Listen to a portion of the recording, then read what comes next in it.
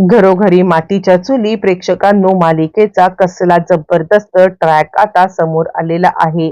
आतापर्यंत आपण इकडे मालिकेमध्ये पाहत आहोत की जानकी आणि ऐश्वर्या या दोघींनी मात्र आता जरी भांडणाचं नाटक केलं असलं तरी सुद्धा या सगळ्यामध्ये मात्र आता अजून पुढचं नाटक बाकी आहे आणि या नाटकाचा पर्दाफाश ज्या वेळेला होणार त्यावेळेला प्रेक्षकांना सुद्धा माहीत नसलेलं एक सत्य समोर येणार आहे। आणि ते सत्य काय आहे प्रेक्षकांच्या समोर आता कशा पद्धतीने एक वेगळाच सत्य येणार आहे 2 ऑगस्टचा तडकभडक भागामध्ये आपल्याला पाहायला मिळणार आहे।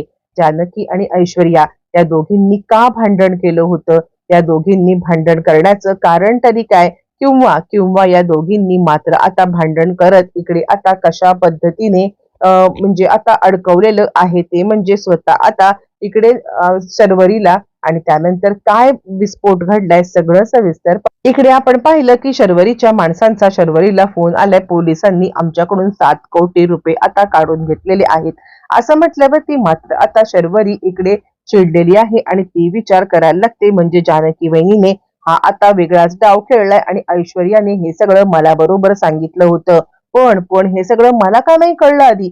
यावरती मात्र आता राहुल तिला सांगायला लागतो, मला काय वाटतं माहितीये का, आता जर का जानकीला मात द्यायची असेल तर आपल्याला मात्र आता ऐश्वर्याची मदत घ्यायला लागेल। इकडे आता सांगायला लागते ती म्हणजे स्वतः आता शर्वरी त्या माणसांना, अरे तुम्ही आमचे 7 लाख रुपये कसे काय पोलिसांना दिलेत। यावर ते म्हणतात आमच्याकडे कोणता पर्याय होता का, आमच्याकडे पर्याय नव्हता आणि आम्ही जर का हे सांगत बसलो असतो ना की हे पैसे शर्वरी मॅडमचे आहेत, त्यांनी आम्हाला चोरायला सांगितले, तर पोलिसांनी उलट येऊन आम्हाला तर हे केलं असतंच पण तुम्हाला सुद्धा पकडलं असतं आणि तुम्हाला काही करता पण नसतं आलं।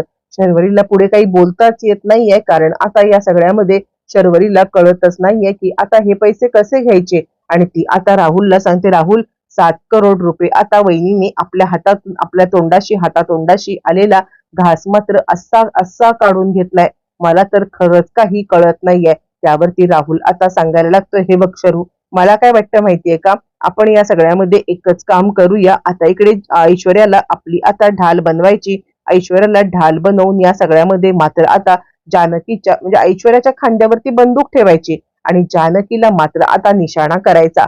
यावरती ती म्हणते, बरोबर बोलतोयस तू, तू जे काही बोलतोयस ते आता मला इकडे पटलेलं आहे असं म्हणत शर्वरीने मात्र आता इकडे ऐश्वर्याशी हात मिळवणी करायचं ठरवलेलं आहे। ऐश्वर्याशी हात मिळवणी करत आता मात्र शर्वरी लगेचच ऐश्वर्याकडे आले आणि खरंच तू मला योग्य पद्धतीने सांगण्याचा प्रयत्न करत होतीस पण आता मला काही खरंच कळलं नाहीये।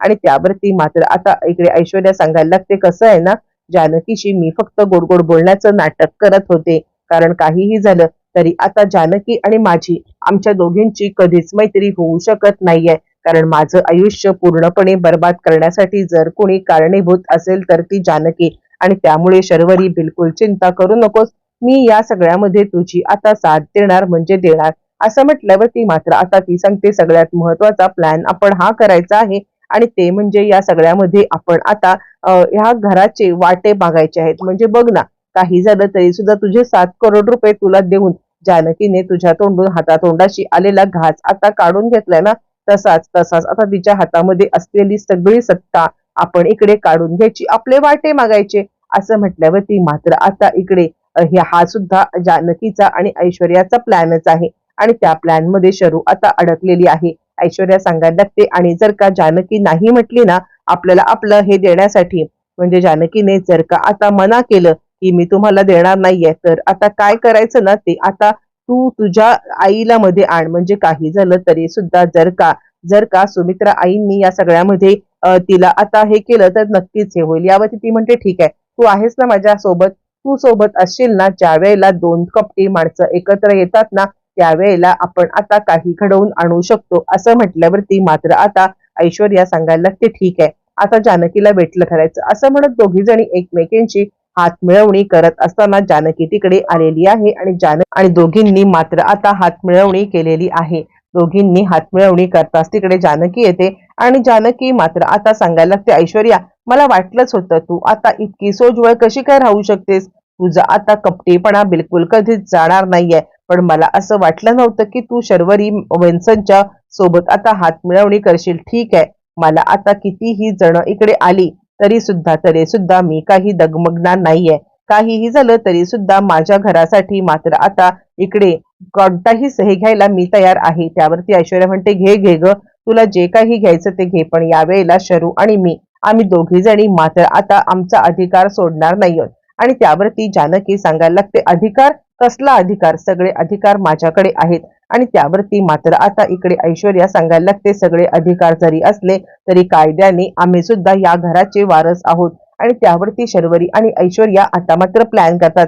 म्हणजे त्या दोघी जणी कसला प्लॅन करतायत? हा प्लॅन जानकी आणि ऐश्वर्याचाच आहे.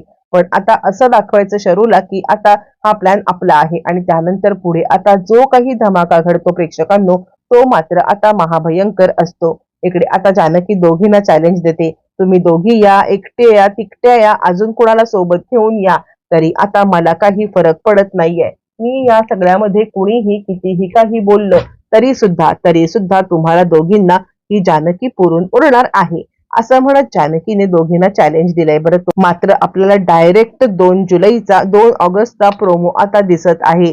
2 ऑगस्टच्या प्रोमो मध्ये मात्र ह्या दोघींनी जो काही प्लॅन केलेला आहे तो प्लॅन यशस्वी करण्यासाठी या दोघी जणी मात्र आता तिकडे आलेल्या आहेत. आणि त्या दोघी जणी मात्र आता सांगायला लागतात की, म्हणजे पहिली सुरुवात करते शर्वरी.